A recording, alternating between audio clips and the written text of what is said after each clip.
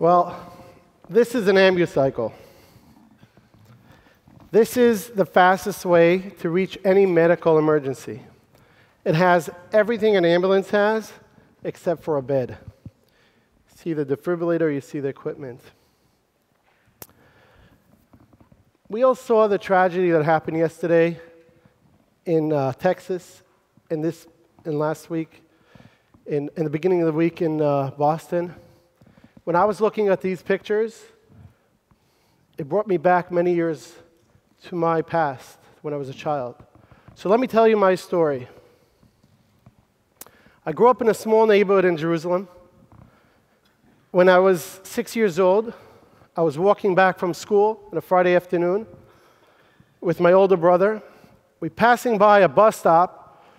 We saw a bus blow up in front of our eyes. The bus was on fire,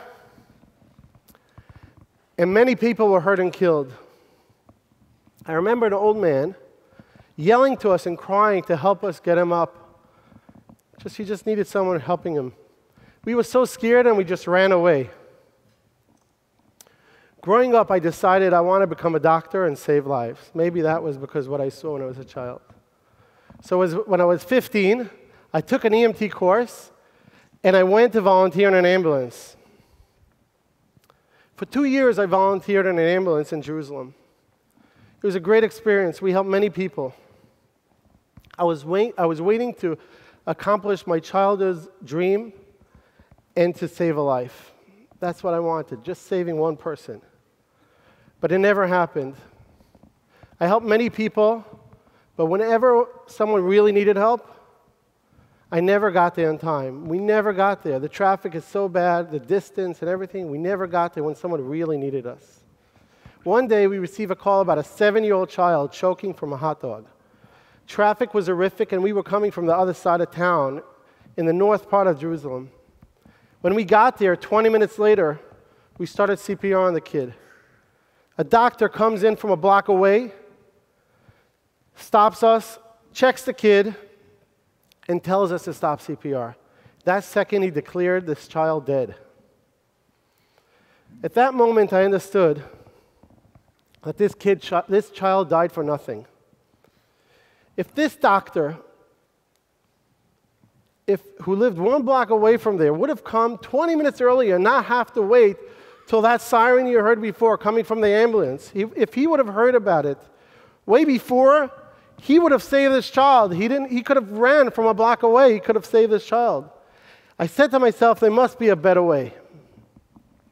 Together with 15 of my friends, we were all EMTs. We decided, let's protect our neighborhood. So when something like that happens again, we will be there running to the scene a lot before the ambulance. So I went over to the manager of the ambulance company, and I told him, please, whenever you have a call coming into our neighborhood, we have 15 great guys who are willing to stop everything they do and run and save lives. Just alert us by beeper. We'll buy these beepers. Just tell your dispatch, just send us the beeper, and we will run and save lives. Well, he was laughing. I was 17 years old. I was a kid. And he said to me, I remember this like yesterday. He was a great guy, but he said to me, kid, go to school or go open a falafel stand.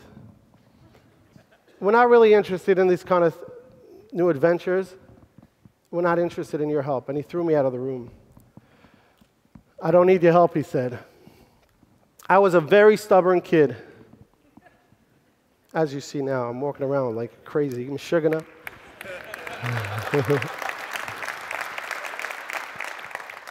So I decided to use the Israeli very famous technique you probably all heard of, chutzpah. And the next day, I went and I bought 2 police scanners. And our group started listening in to these scanners. And I said, to hell with you. If you don't want to give me the information, I'll get the information myself. And we did turns, who's going to listen to the radio scanners.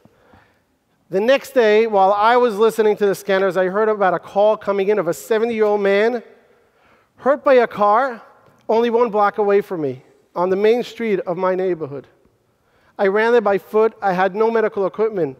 When I got there, the 70-year-old man was laying on the floor. Blood was gushing out of his neck. He was on Coumadine. I knew I have to stop his bleeding, or else he will die. I took off my yarmulke because I had no medical equipment. Guess what? You could use this for stopping people's blood. And with a lot of pressure, I stopped his bleeding. He was bleeding from his neck. When the ambulance arrived 15 minutes later, I gave him over a patient who was alive.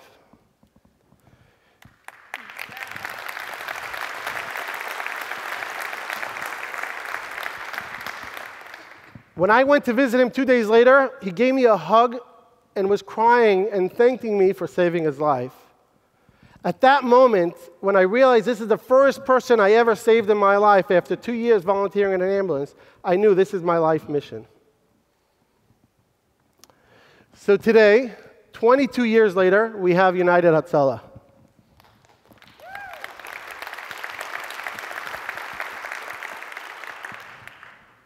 We have thousands. United, first of all, Hatzalah means rescue. For all of you who don't know Hebrew, I forgot I'm not in Israel. So we have thousands of volunteers who are passionate about saving lives, and they spread all around. So whenever a call comes in, they just stop everything, go and run and save a life. Our average response time today went down to less than 3 minutes in Israel.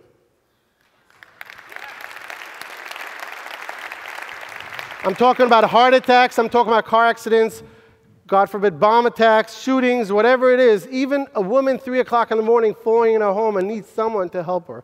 3 minutes, we'll have a guy with a pajamas running to her house and helping her get up. The reason why we're so successful are because 3 things. Thousands of passionate volunteers who will leave everything they do and run to help people they don't even know. We're not there to replace ambulances. We're just there to get the gap between the ambulance call until they arrive. And we save people that otherwise would not be saved. The second reason are because of our technology. You know, Israelis are good in technology.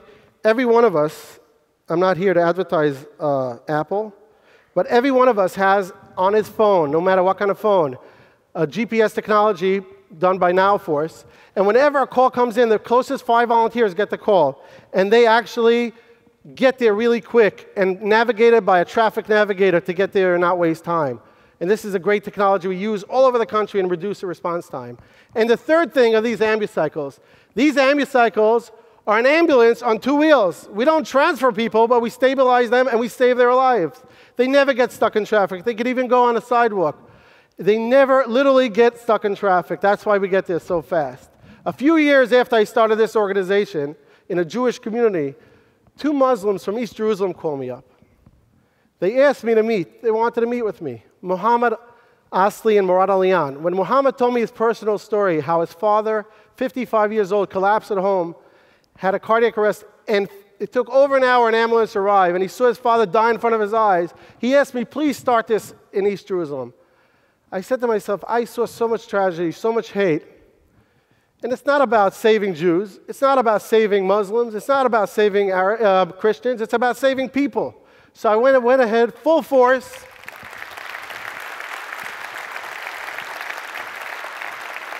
and I started United Hatzalah in East Jerusalem, and that's why the name United and Hatzalah match so well. We started hand in hand, saving Jews and Arabs. Arabs were saving Jews, Jews were saving Arabs. Something special happened. The Arabs and Jews they don't always get along together, but here in this situation, the communities, literally, it's an unbelievable situation that happened. The diversities, all of a sudden they had a common interest. Let's save lives together. Settlers were saving Arabs and Arabs were saving settlers. It's an unbelievable concept that could work only when you have such a great cause. And these are all volunteers. No one is getting money. They're all doing it for the purpose of saving lives. When my own father collapsed a few years ago from a cardiac arrest, one of the first volunteers to arrive to save my father was one of these Muslim volunteers from East Jerusalem who was in the first course to join Hatzalah. And he saved my father. Could you imagine how I felt in that moment? When I started this organization, I was 17 years old. I never imagined that one day I'll be speaking in TEDMED. I never even knew what TEDMED is then. I don't think it existed. But I never imagined I never imagined that it's going to go all around, it's going to spread around. And this last year, we started in Panama, in Brazil. It could happen everywhere. All I need is a partner who's a little mashugana like me, passionate about saving lives, and willing to do it. And I'm actually starting it in India very soon with a friend who I met in Harvard just a while back. Back then, I never even knew that Hatzalah actually started in Brooklyn by a Hasidic Jew years before us in Williamsburg. And now it's all over the Jewish community in New York, even Australia and Mexico and many other Jewish communities. But it could spread everywhere. It's very easy to adopt. You even saw these volunteers in New York saving lives in World Trade Center. Last year alone, we treated in Israel 207,000 people. 42,000 of them were life-threatening situation. And we made a difference. I guess you could call this a life-saving flash mob, and it works.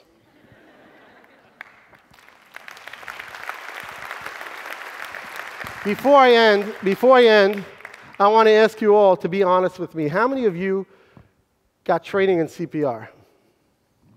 Wow. Oh, I'm in TEDMED. Oh, sorry, I forgot. So what if I tell you right now that a 5-year-old girl named Cynthia is choking from a candy right outside here in the Kennedy Center? How many of you would literally get up right now and leave and run to save little Cynthia? How many of you would actually run now? Wow.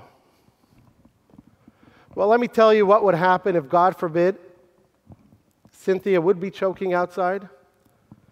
She would have to wait as long as it takes for an ambulance to arrive, go through traffic of Washington, D.C. While we're talking about saving lives, none of us will ever know she's choking and suffocating to death.